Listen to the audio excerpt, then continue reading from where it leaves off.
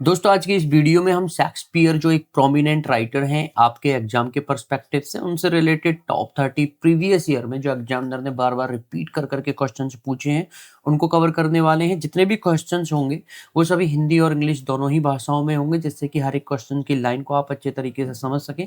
और जो आपकी स्क्रीन पर 4 ऑप्शंस दिखाई दे रहे हैं इनमें से कोई एक सटीक और सही उत्तर को सेलेक्ट कर सके। बाकी एडिशनल डिटेल्स जो भी होंगी क्वेश्चन से रिलेटेड वो आंसर वाली सेक्शन में भी मैंने हिंदी और इंग्लिश दोनों ही भाषाओं में दे रखी। तो चलिए शुरू करते हैं। तो हेलो दोस्तों, मैं हूं गौरव और आप देख रहे हैं अपना यूट्यूब चैनल टीचिंग बाय गौरव सर। पहला क्वेश्चन इस वीडियो का और अब तक का 151वां क्वेश्चन। पिछले क्वेश्चन की वीडियो अगर आपने नहीं देखी है, प्ले लिस्ट में जाकर आप उन सभी पर्टिकुलर राइटर्स से रिलेटेड जो प्रीवियस ईयर में क्वेश्चन एग्जामिनर के द्वारा पूछे गए हैं उन प्रीवियस ईयर में पूछे गए क्वेश्चन की वीडियो को देख सकते हैं। लिंक मैंने उनका डिस्क्रिप्शन में भी दे रखा है। तो यहाँ पर पहला क्वेश्चन है, sexual jealousy is a theme in Shakespeare, यानी कि यौन ईर्ष्या जिसे सेक्सुअल जेलसी बोलते हैं, शेक्सपियर के किस नाटक का विषय है। यूजीसी नेट दिसंबर 2010 के एग्जाम में क्वेश्चन आया है। A Merchant of Venice, B the Tempest, C Othello या डी किंग लियर। चलिए देख लेते हैं करेक्ट आंसर क्या होगा। जो करेक्ट आंसर हो जाएगा वो हो जाएगा option C, Othello. Sexual jealousy is the dominant theme of the tragedy Othello. It explores how Iago एक करेक्टर का नाम है, एक आदमी का नाम है इस कहानी में, मैनिपुलेट्स ऑथेलोस इनसिक्योरिटी, यानी कि यौन ईर्ष्या त्रासदी ऑथेलो का एक प्रमुख विषय है। ये पड़ताल करता है कि यागो ऑथेलो की असुरक्षा का फायदा कैसे उठाता है। चलिए बढ़ते हैं अगले क्वेश्चन पर। नेक्स्ट हमारा क्वेश्चन है, William Shakespeare's Julius Caesar, Antony and Cleopatra and Coriolanus are based on. Shakespeare के जूलियस सीजर, एंटोनियन क्लियोपेट्रा और कॉरियोलेनस किस पर आधारित है। यूजीसी नेट जून 2012 के एग्जाम में क्वेश्चन आया है। ए हॉलिंशर्ड्स की chronicles, B folktale and legend, C older Roman play या डी प्लूटार की लाइफ। चलिए देख लेते हैं करेक्ट आंसर क्या होगा। जो करेक्ट आंसर हो जाएगा वो हो जाएगा option D, Plutarch's life. These Roman plays are based on sir Thomas North's translation of Plutarch's life. They explore the history and figure of ancient Rome. ये रोमन नाटक सर थॉमस नॉर्थ द्वारा Plutarch के lifes के अनुवाद पर आधारित है। वे प्राचीन रोम के इतिहास और हस्तियों की पड़ताल करते हैं। चलिए बढ़ते हैं अगले क्वेश्चन पर। If it were done when it is done then verbal it were done quickly are uttered by. यदि इसे तब किया गया जब यह किया गया है तो अच्छा होगा यदि इसे जल्दी किया गया। ये जो लाइन है किसके द्वारा कही गई है। यूजीसी नेट जून 2012 के एग्जाम में क्वेश्चन आया है। A Hamlet, B लियर, C Othello या डी मैकबेथ। चलिए देख लेते हैं करेक्ट आंसर क्या होगा। जो करेक्ट आंसर हो जाएगा वो हो जाएगा option D, Macbeth. Macbeth speak this soliloquy in act first scene 7, contemplating the murder of Duncan. He weighs the consequence of his ambition. Macbeth Duncan की हत्या पर विचार करते हुए अंक फर्स्ट दृश्य 7 में ये स्वकथन बोलता है, वह अपनी महत्वाकांक्षा के परिणामों को तोलता है। चलिए बढ़ते हैं अगले क्वेश्चन पर। Which Shakespearean play contains the line There is a special providence in the fall of a sparrow? Shakespeare के किस नाटक में यह पंक्ति है, एक गौरैया के गिरने में भी एक विशेष देवीय विधान है। यूजीसी नेट दिसंबर 2012 के एग्जाम में क्वेश्चन आया है। A King Lear, B Othello, C Coriolanus या डी मैकबेथ। चलिए देख लेते हैं करेक्ट आंसर क्या होगा। जो करेक्ट आंसर हो जाएगा वो हो जाएगा option B, Hamlet. This line appears in Hamlet act 5th scene 2nd. It reflects Hamlet's newfound sense of fatalism and acceptance. ये पंक्ति हैमलेट के अंक 5 दृश्य 2 में आती है। यह हैमलेट की नियतिवाद और स्वीकृति की नई भावनाओं को दर्शाती है। चलिए बढ़ते हैं अगले क्वेश्चन पर। शेक्सपियर्स सोनेट, शेक्सपियर की जो सोनेट है वो आपको बताना है क्या। यूजीसी नेट दिसंबर 2012 के एग्जाम में क्वेश्चन आया है। A do not carry a dedication, B are dedicated to James first, C are dedicated to Mary Arden या D are dedicated to an unknown Mr. W.H. चलिए देख लेते हैं करेक्ट आंसर क्या होगा। जो करेक्ट आंसर हो जाएगा वो हो जाएगा option D, are dedicated to an unknown Mr. W.H. Shakespeare's sonnets are famously dedicated to an unknown Mr. W.H. They are also addressed to a dark lady. Shakespeare की sonnet प्रसिद्ध रूप से एक अज्ञात मिस्टर W.H. अब अज्ञात क्यों है, क्योंकि विलियम हेनरी भी इनका नाम हो सकता है, हेनरी रियोशली भी इनका नाम हो सकता है, तो इसलिए इसको अननोन ही कह दिया। इनको समर्पित है। वे एक डार्क लेडी को भी संबोधित है। चलिए बढ़ते हैं अगले क्वेश्चन पर। Which of these play by Shakespeare does not use cross dressing as a device. Shakespeare के नाटकों में से कौन सा क्रॉस ड्रेसिंग यानी कि वेश बदलना का उपयोग नहीं करता। यूजीसी नेट जून 2013 के एग्जाम में क्वेश्चन आया है। A as you like it, B Julius Caesar, C Cymbeline या D two gentleman of Verona. चलिए देख लेते हैं करेक्ट आंसर क्या होगा। जो करेक्ट आंसर हो जाएगा वो हो जाएगा option B Julius Caesar. Julius Caesar does not use cross dressing unlike as you like it और Cymbeline. In comedies, cross-dressing is a frequent plot device. Julius Caesar, as you like it या Cymbeline, ये जो work है इनकी तरह भेष बदलना का उपयोग नहीं करता है। कॉमेडी के नाटकों में भेष बदलना एक लगातार कथानक की युक्ति है। चलिए बढ़ते हैं अगले क्वेश्चन पर।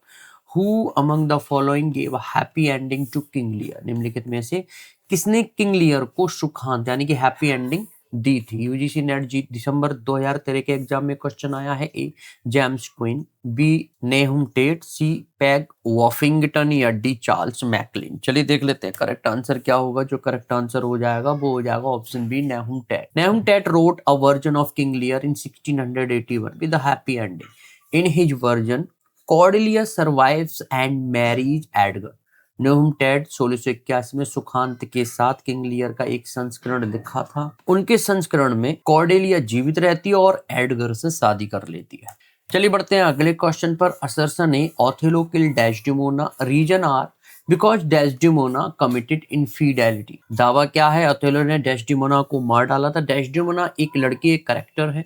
कारण दे रखा है क्योंकि डेस्डेमोना ने विश्वासघात किया था। यूजीसी नेट दिसंबर 2011 के एग्जाम में क्वेश्चन आया है।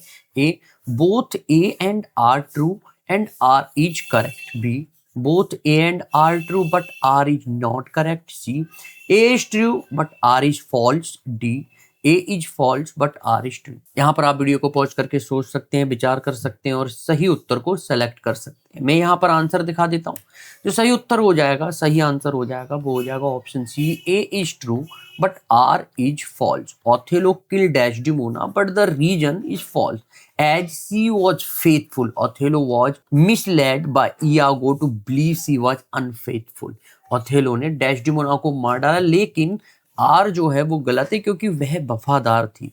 ओथेलो को यागो ने विश्वास दिलाने के लिए गुमराह किया था कि वह विश्वासघाती, यानी कि यागो नाम का जो कैरेक्टर है उसने ओथेलो के दिमाग में इस तरीके से डेस्डेमोना के अगेंस्ट जो बातें भरी थी, जो ओथेलो ने डेस्डेमोना को मार डाला था। किसकी बातों में आकर? यागो नाम का जो कैरेक्टर है उसकी बातों में आकर। ओथेलो नाम का जो एक प्ले है जरूर पढ़ना। चलिए बढ़ते हैं अगले क्वेश्चन पर। Who famously imagine the plight of Shakespeare sister. Shakespeare की बहन की दुर्दशा की प्रसिद्ध कल्पना किसने की? यूजीसी नेट दिसंबर 2011 के एग्जाम में क्वेश्चन आया है। A George Eliot, B Virginia Woolf, C Iris Murdoch या डी फ्रांसिस बर्ने। चलिए देख लेते हैं करेक्ट आंसर क्या होगा। जो करेक्ट आंसर हो जाएगा वो हो जाएगा option B Virginia Woolf. Virginia Woolf imagine a fictional sister for Shakespeare named Judith in a room of one's own. She used this to highlight the lack of opportunity for women. Virginia Woolf ने a room of one's own में Shakespeare के लिए Judith नाम की एक काल्पनिक बहन की कल्पना की थी। उन्होंने इसका उपयोग महिलाओं के लिए अवसरों की कमी को उजागर करने के लिए किया था। चलिए बढ़ते हैं अगले क्वेश्चन पर। Keep up your bright sword, for the dew will rust them. These lines are addressed by Othello to। अपनी चमचमाती तलवारों को थामे रखो नहीं तो ओस उन्हें जंग लगा देंगी। ये पंक्तियां ओथेलो द्वारा किसके लिए संबोधित है?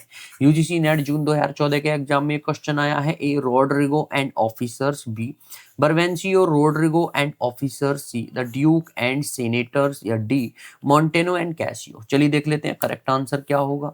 जो करेक्ट आंसर हो जाएगा वो हो जाएगा option B Brabantio Roderigo and officer. Othello addresses these line to Brabantio Roderigo and the officers in act first, scene second. He shows calm and authority even when confronted. Othello ने ये पंक्तियां अंक first, दृश्य दूसरे में बर्वेंसियो Rodrigo अधिकारियों को संबोधित करता है। सामना होने पर भी वह शांति और अधिकार दिखाता है। चलिए बढ़ते हैं अगले क्वेश्चन पर। In King Lear who among the following speaks in the voice of poor Tom. King Lear में निम्नलिखित में से कौन पुअर टॉम की आवाज में बोलता है? यूजीसी नेट दिसंबर 2014 के एग्जाम में क्वेश्चन आया है। A Kent, B Edgar, C Edmund या डी ग्लूकस्टर। चलिए देख लेते हैं करेक्ट आंसर क्या होगा। जो करेक्ट आंसर हो जाएगा वो हो जाएगा option B Edgar. Edgar disguise himself as poor Tom, a madman, to escape persecution and stay near his father. This disguise is a part of the play's theme of appearance versus reality. Edgar उत्पीड़न से बचने और अपने माता पिता के पास रहने के लिए पुअर टॉम एक पागल आदमी का वेश धारण कर लेता है। यह वेश बदलना नाटक के दिखावा बनाम वास्तविकता के विषय का हिस्सा है। चलिए बढ़ते हैं अगले क्वेश्चन पे। फाल्स्टाफ इज अ कैरेक्टर इन। फाल्स्टाफ किसमें एक पात्र है? यूजीसी नेट जून 2015 के एग्जाम में क्वेश्चन आया है। A Henry 4 part 1, B the Mary wives of Windsor, C A and B both यानी कि ए और बी दोनों, या फिर डी टीटस एंड्रोनिकस। चलिए देख लेते हैं करेक्ट आंसर क्या होगा। जो करेक्ट आंसर हो जाएगा वो हो जाएगा option C A and B both. Falstaff is a comic character who appears in Henry IV Part 1 and The Merry Wives of Windsor. He is one of Shakespeare's most beloved and complex comic creations. Falstaff एक हास्य पात्र है जो Henry 4 भाग 1 और the Mary wives of Windsor में दिखाई देता है। वह शेक्सपियर की सबसे प्रिय और जटिल हास्य कृतियों में से एक है। चलिए बढ़ते हैं अगले क्वेश्चन पर। Which of these Greek plays was a source for the Winter's Tale. इनमें से कौन सा ग्रीक नाटक द विंटर्स टेल का स्रोत था? यूजीसी नेट दिसंबर 2015 के एग्जाम में क्वेश्चन आया है। ए इफिजेनिया एट ऑलिस, बी अल्केस्टिस, सी मीडी या डी इफिजेनिया एट टॉरिस। चलिए देख लेते हैं करेक्ट आंसर क्या होगा। जो करेक्ट आंसर हो जाएगा वो हो जाएगा option B Alcestis. Euripides ancient Greek tragedy Alcestis served as a source for Shakespeare's The Winter's Tale. It influences the play's theme of resurrection and restoration. यूरिपिडीज का प्राचीन ग्रीक ट्रेजेडी अल्केस्टिस ने शेक्सपियर की the Winter's tell के स्रोत के रूप में कार्य किया। ये नाटक के पुनरुत्थान और बहाली के विषय को प्रभावित करता है। चलिए बढ़ते हैं अगले क्वेश्चन पर। In Shakespeare's time who owned the right to theatrical script. Shakespeare के समय में नाट्य पटकथा थिएट्रिकल स्क्रिप्ट के अधिकार किसके पास होते थे? यूजीसी नेट दिसंबर 2015 के एग्जाम में क्वेश्चन आया है। A the playwrights, B the patron of the acting company, C the printer या डी द एक्टिंग कंपनी। चलिए देख लेते हैं करेक्ट आंसर क्या होगा।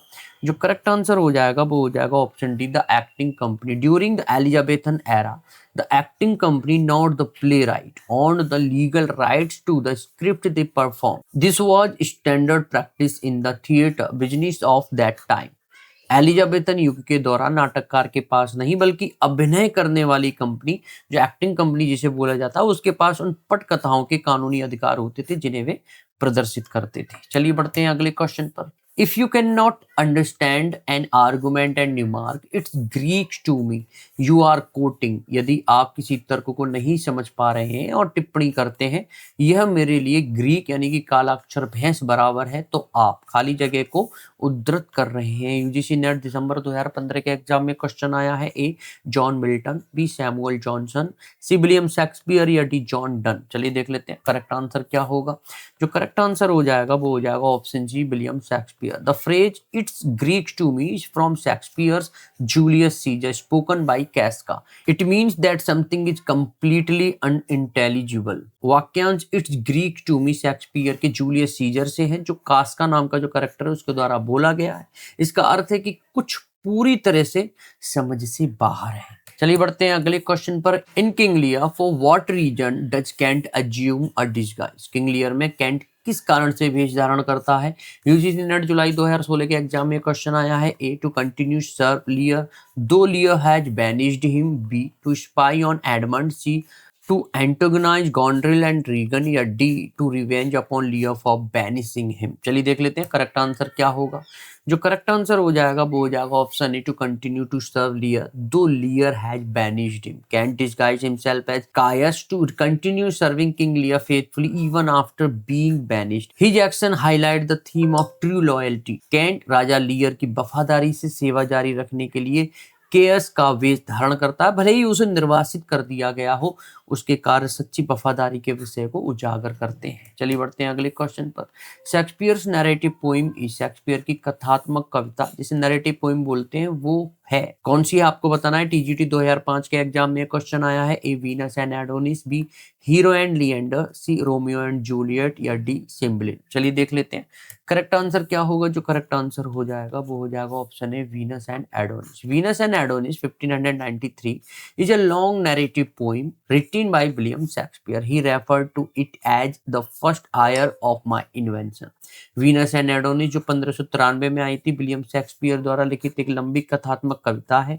उन्होंने इसे मेरे आविष्कार का पहला उत्तराधिकारी कहा था। चलिए बढ़ते हैं अगले क्वेश्चन पर। Doctor Johnson defends Shakespeare violation of the unities on grounds of. Doctor Johnson ने किस आधार पर शेक्सपियर द्वारा यूनिटीज के उल्लंघन का बचाव किया। एनवीएस पीजीटी 2014 के एग्जाम में क्वेश्चन आया है। A, the reader's ability to reconstruct, B, the writer's freedom, C, the writer's limitation, या D, the rules of English drama. चलिए देख लेते हैं करेक्ट आंसर क्या होगा। जो करेक्ट आंसर हो जाएगा वो हो जाएगा option A, the reader's ability to reconstruct. Samuel Johnson argued that audience imagination allows them to easily bridge gaps in time and place.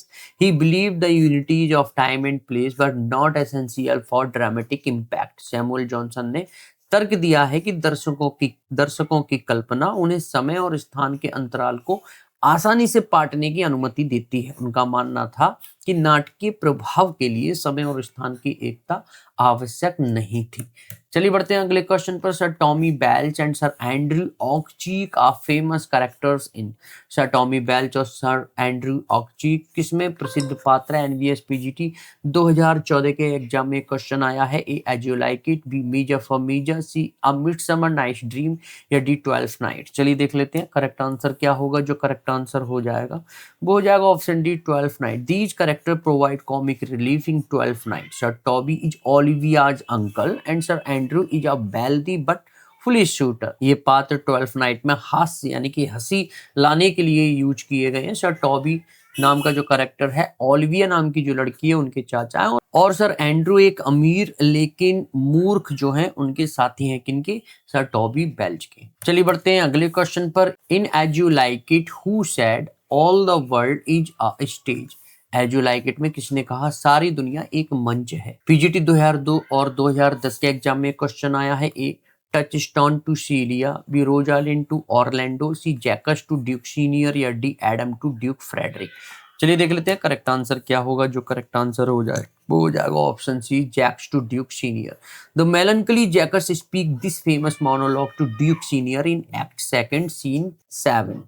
It compares human life to 7 stages of a play. उदास Jaques नाम का जो character है, मेलंकलिक Jacques जिसे बोलते हैं, प्रसिद्ध एकालाप अंक द्वितीय दृश्य 7 में ड्यूक सीनियर से कहता है ये मानव जीवन की तुलना एक नाटक के 7 चरणों से करता है। चलिए बढ़ते हैं अगले क्वेश्चन पर। In Julius Caesar after Brutus presumed death his wife Portia. Julius Caesar में ब्रूटस नाम का जो करेक्टर है की संभावित मृत्यु के बाद उसकी पत्नी पोर्शिया क्या करती है।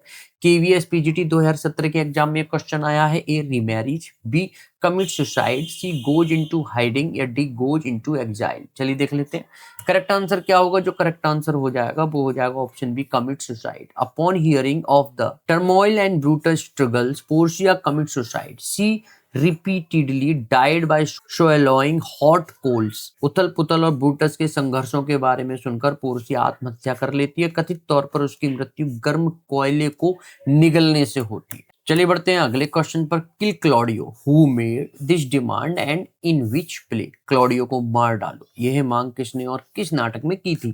केवीएस पीजीटी 2017 के एग्जाम में एक क्वेश्चन आया है। A, Ophelia in Hamlet, B, Olivia in 12th night, C, Jessica in the Merchant of Venice, या D, Beatrice in much ado about nothing. चलिए देख लेते हैं करेक्ट आंसर क्या होगा। जो करेक्ट आंसर हो जाएगा वो हो जाएगा option D, Beatrice in much ado about nothing. Beatrice makes this demand to Benedick to prove his love for her in much ado about nothing. This happens after Claudio same her cousin hero. Beatrice या Beatrice much ado about nothing में Benedict नाम का जो character है उससे उसके प्रति अपना प्यार साबित करने के लिए मांग करती है। यह तब होता है जब क्लॉडियो उसकी चचेरी बहन हीरो को अपमानित करता है। चलिए बढ़ते हैं अगले क्वेश्चन पर। Shakespeare addresses the theme of खाली जगह इन हिज सोनेट। शेक्सपियर ने अपने सोनेट में खाली जगह के विषयों को संबोधित करते हैं। केवीएस पीजीटी 2017 के एग्जाम में क्वेश्चन आया है। A, harmony, balance, love and conflict, B, honesty, balance, time and beauty, C, peace, time, beauty and wealth, या D love, beauty, time and loyalty. चलिए देख लेते हैं करेक्ट आंसर क्या होगा। जो करेक्ट आंसर हो जाएगा वो हो जाएगा option D love, beauty, time and loyalty. Shakespeare's sonnet extensively explore love, the passage of time, physical beauty and loyalty.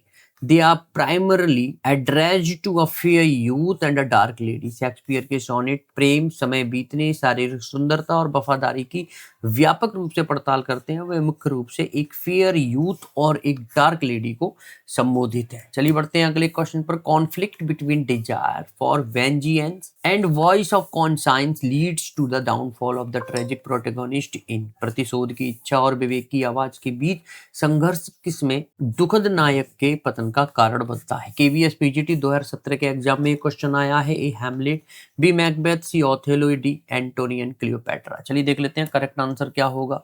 जो करेक्ट आंसर हो जाएगा वो हो जाएगा option A Hamlet. In Hamlet the protagonist struggles with the moral implications of avenging his father. His agitation and internal conflict lead to the play's tragic conclusion। Hamlet में नायक अपने पिता का बदला लेने के नैतिक निहितार्थों के साथ संघर्ष करता है। उसकी हिचकिचाहट और आंतरिक संघर्ष नाटक के दुखद समापन की ओर ले जाते हैं। चलिए बढ़ते हैं अगले क्वेश्चन पर। In the Tempest Prospero frees Ariel from the witch Sycorax but has enslaved. The Tempest में प्रॉस्पेरो नाम का जो कैरेक्टर है एरियल को चुड़ैल साइकोरेक्स से मुक्त करता है, लेकिन किसे गुलाम बना लिया है। केवीएस पीजीटी 2017 के एग्जाम में क्वेश्चन आया है। ए स्टीफेनो, बी बोट्सवेन, सी ट्रिंकुलो, या डी कैलिबन। चलिए देख लेते हैं करेक्ट आंसर क्या होगा।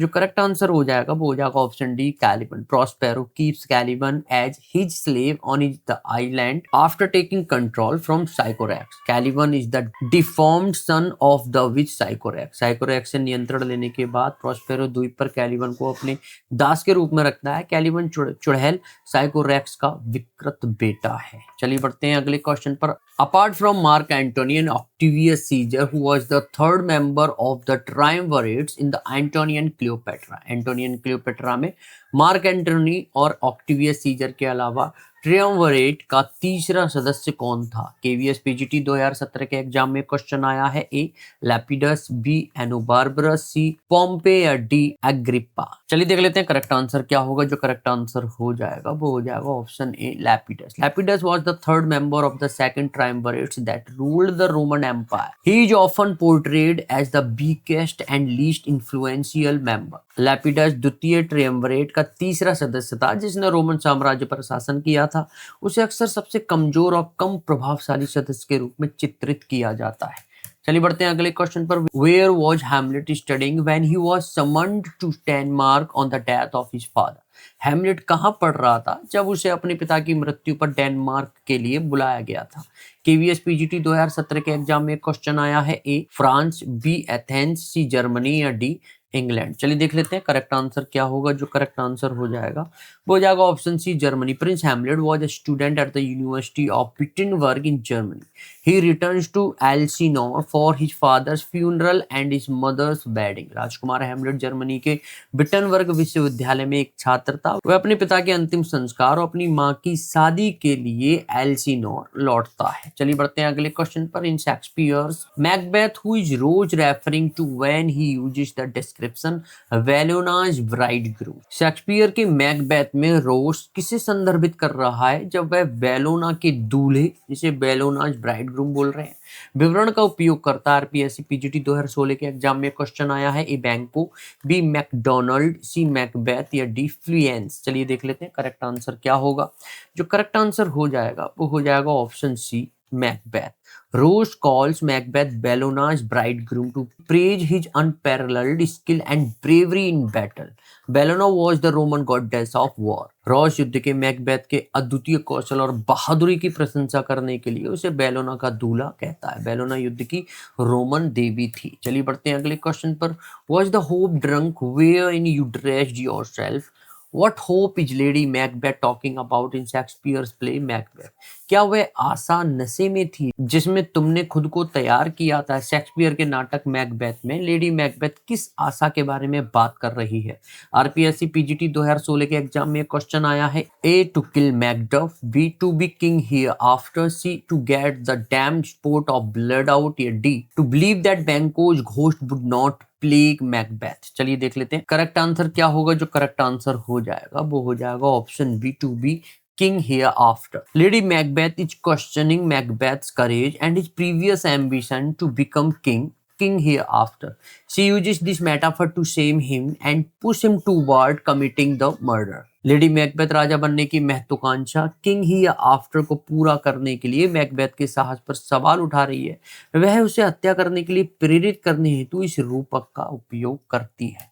चलिए बढ़ते हैं इस वीडियो के अंतिम क्वेश्चन पर। Which of the following is not a song from Shakespeare's As you like It. निम्नलिखित में से कौन सा शेक्सपियर के एज यू लाइक इट नाम का जो वर्क है उसका गीत नहीं है। आरपीएससी पीजीटी 2016 के एग्जाम में क्वेश्चन आया है। A under the greenwood tree, B below the winter wind, C What shall he have that killed the deer? या D here we go round the mulberry bush। चलिए देख लेते हैं correct answer क्या होगा। जो करेक्ट आंसर हो जाएगा वो जाएगा option D, here we go round the mulberry bush। Here we go round the mulberry bush is a traditional nursery rhyme, not a song from the play। The other three are famous song within the comedy। Here we go round the mulberry bush एक पारंपरिक nursery कविता है, नाटक का गीत नहीं है। अन्य तीन जो कॉमेडी है उनके भीतर प्रसिद्ध गीत गाए गए हैं। तो इस तरीके से हमने दोस्तों प्रीवियस ईयर में पूछे गए शेक्सपियर से रिलेटेड टॉप 30 इंपॉर्टेंट क्वेश्चंस को कवर कर लिया है। अगर इन क्वेश्चन से रिगार्डिंग कोई भी कंसर्न या प्रॉब्लम फेस होती है तो नीचे मुझे कमेंट बॉक्स में कमेंट करके बता सकते हैं। अगली वीडियो में यहीं से कंटिन्यूटी बनाते हुए फिर दोबारा से टॉप 30 इंपॉर्टेंट प्रीवियस ईयर में पूछे गए शेक्सपियर से रिलेटेड क्वेश्चंस को कवर करेंगे, क्योंकि ये सीरीज हमारी इसी तरीके से चलती रहेगी जब तक कि प्रीवियस ईयर में जितने भी शेक्सपियर से रिलेटेड एग्जामिनर ने क्वेश्चन पूछे हैं वो कवर नहीं हो जाते। तो अगली वीडियो में फिर दोबारा से मिलते हैं यहीं से कंटिन्यूटी बनाते हुए। तब तक के लिए thanks for watching this video.